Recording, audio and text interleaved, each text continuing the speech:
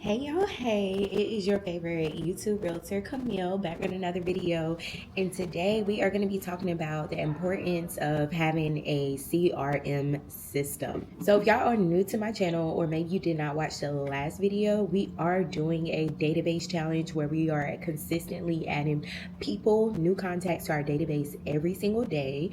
The challenge is scheduled to start on November 15th and it will go until December 15th.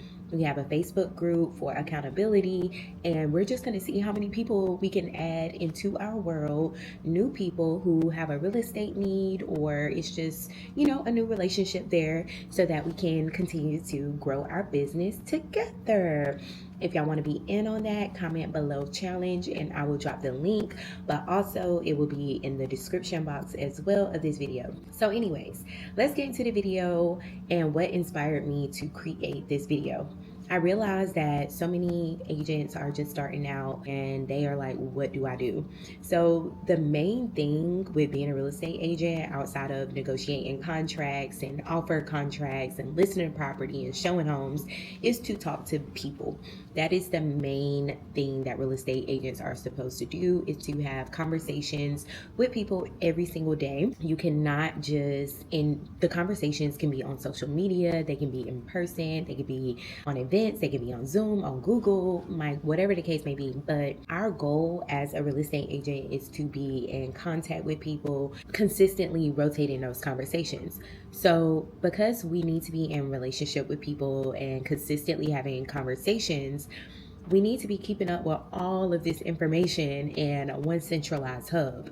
And so that is the importance of a CRM system when you're just starting out as a new realtor, or maybe you've been in the game for a very long time and you don't currently have a system. You need a CRM system. Trust me. I don't care if it's something as simple as a Google Excel sheet where you house all of your contacts, all of your people. You need it. And then I'm also going to be touching on the importance of needing this even outside of your team, because when you are on a team, usually that team has their CRM system, and it's so important to have your own, because as you continue to transition, as you continue to grow in this career, there may come a time where you may not be on the same team, or you may leave your team, join a new team, a new company. And so even outside of the company CRM or outside of the team CRM, you need to be building your own set of people that you can have in your database, in your network, so that when the time does come, a lot of teams, a lot of companies do not allow you to take those people with you. You need to have your own. I've experienced this before, which is why I know this to be true. I've had different phone numbers and emails, and so it's just best to have your own contacts in your phone, and like you're just a spreadsheet or your own CRM system. So for the purposes of this video, if you guys don't know, I actually use Follow Up Boss. This is not sponsored. I don't even know if they pay referrals or anything. I just love Follow Up Boss down. I've had the system off and on since and sometimes that I did not have the system is because I was using the team CRM system. But what is a CRM system? So a CRM system is a customer relationship management system. So it is how you maintain and manage the relationships with your customers, your clients, your contacts, basically people, right? And in your CRM system, a good one will have all of the basic information for you to enter: the first name, the last name, the phone number, the email, where they currently live, like their current mailing address, possibly social media handles to their Instagram, Facebook, TikTok, whatever. It will have their partner's information, their child's information, their birthday, a home anniversary day, a wedding anniversary day, where do they work, what company are they with, what's their job title. So it'll have a lot of different things like that. And then there's also going to be a place where you can actually take notes on that person, or create different tags, which is basically like different buckets. So for example, in my CRM system, I'm really big on other mom friends and things of that nature. And so I will tag them on their profile as mom, right? And so when holidays come around, like mom, you can segment your database to only include moms, and then wish them all a happy Mother's Day by either calling, texting, email, video text, or putting together a mom brunch in your area for your moms. So that's the importance of tags as well, is that it kind of allows you to hone in on different interests for your contacts. You can tag them as family, and so there may be like one day where you have a cookout and maybe you have a lot of family in your city, and so because you tag them as family and you now pull a list of everyone with the tag family, you can invite all your family to your family cookout. And at the family cookout, y'all may talk about some real estate and what they got going on. So it's an excellent way to keep up with your database, especially if you have a very poor memory like myself. Y'all, I cannot, it's so hard for me to remember stuff.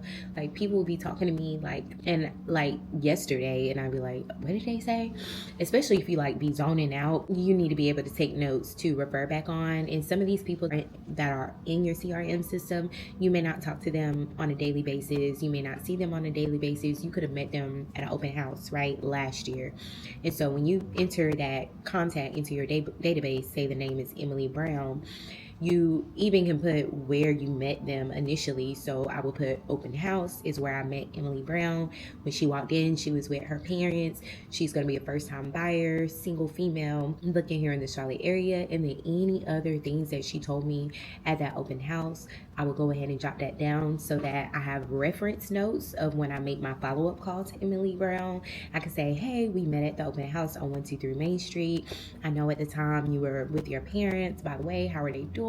When's the next time they're going to be in town visiting you? Like, you have something to go off of, because once you start doing X amount of open houses, especially if open houses are going to be your thing to where you're adding new contacts to your database on a consistent basis, you're going to forget about Emily Brown and Susie and everybody else that walks into your open house. So your CRM system basically houses all of your contacts so that you don't forget a thing and you can stay on top of things. So like yesterday, for example, in my CRM, I try to put in everybody's birthdays. And then the other thing is, if I see somebody's birthday that's not in my CRM, because we're on Facebook, if their birthday, comes up on Facebook, I'll go ahead, if they're in my system already, and add their birthday so that I don't forget. And plus, in the future, I am going to be looking to also send out birthday cards. Not right now, because the birthday cards can get to be very costly if you have a lot of people. But in the future, I'd like to send out birthday cards to people in my database. And so just keeping track of that is going to be helpful for you in the way that you run your business in the future as well. Even though you may not be able to do things like right now, like it's important for your future business.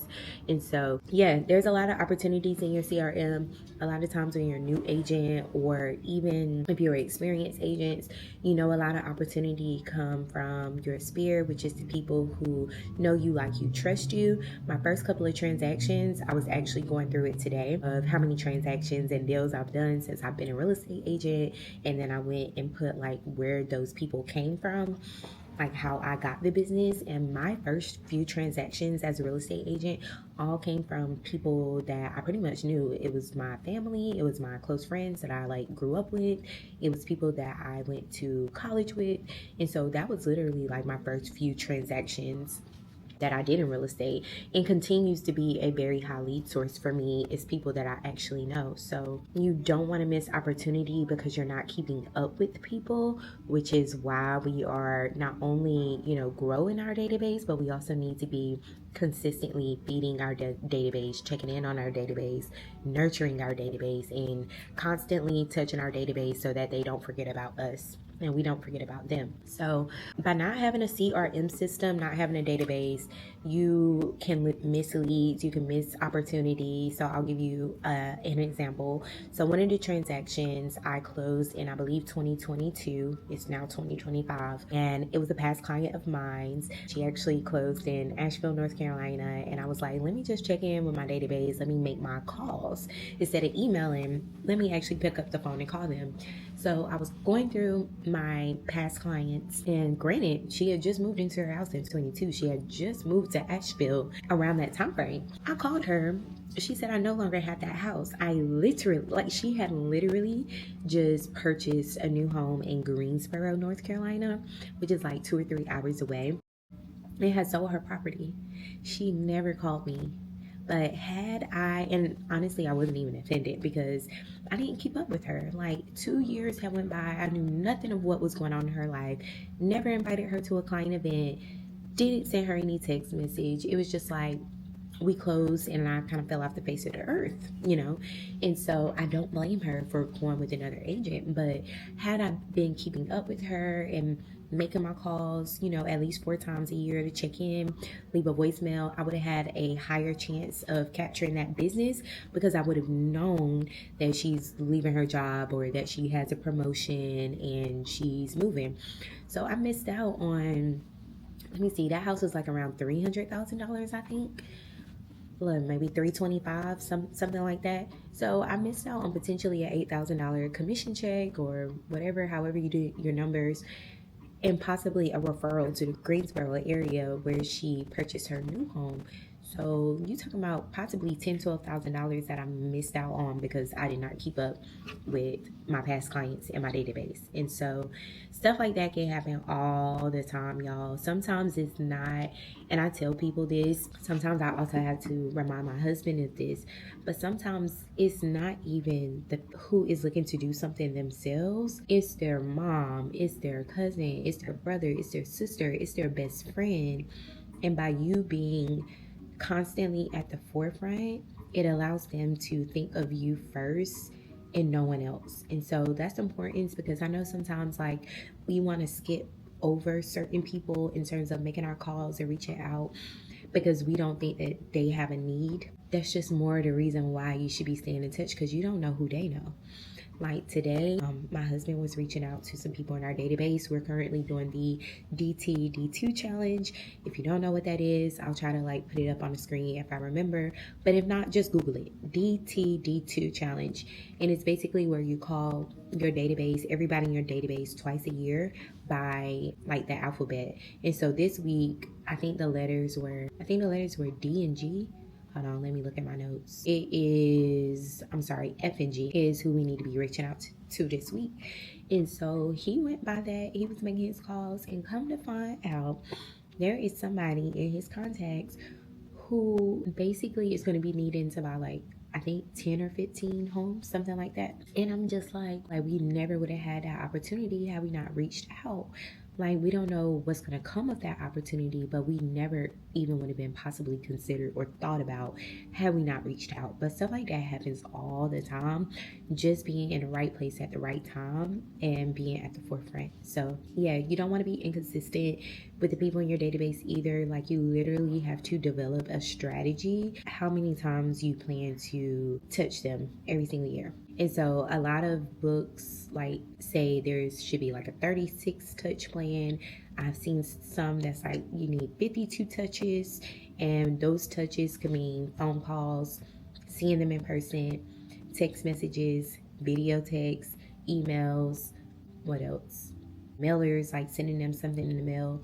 So those are like a few of the different ways that you can actually touch people so that they can remember you. It's not to say you have to make 52 calls to each person every single year, but it can even be like a comment on their Facebook or like you messaging them directly. So you need to have a strategy. I actually finalized my strategy for 26 earlier this week of how I plan to get to 52 touches for all of my contacts, well, especially those in the Charlotte area.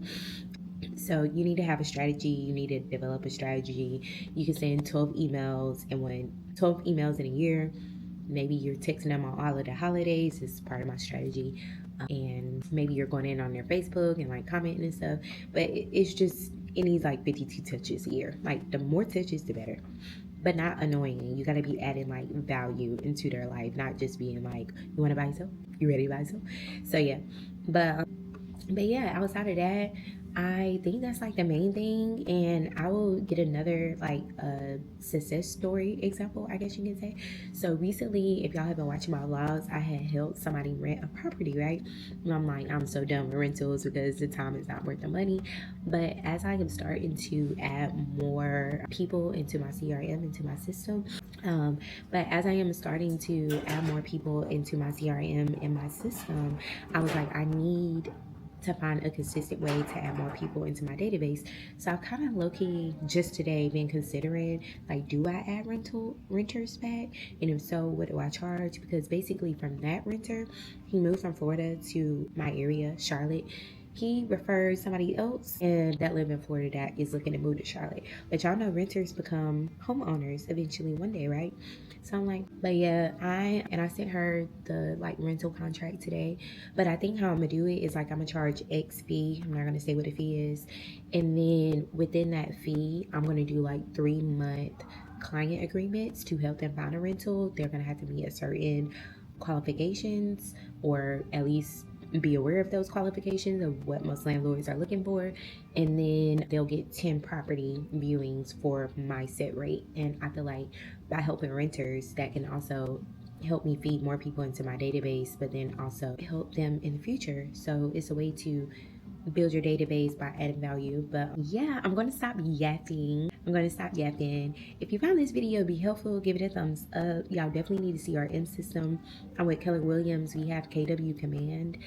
KW Command is okay, but I'm just a follow-up boss girl. Like, I love follow-up boss.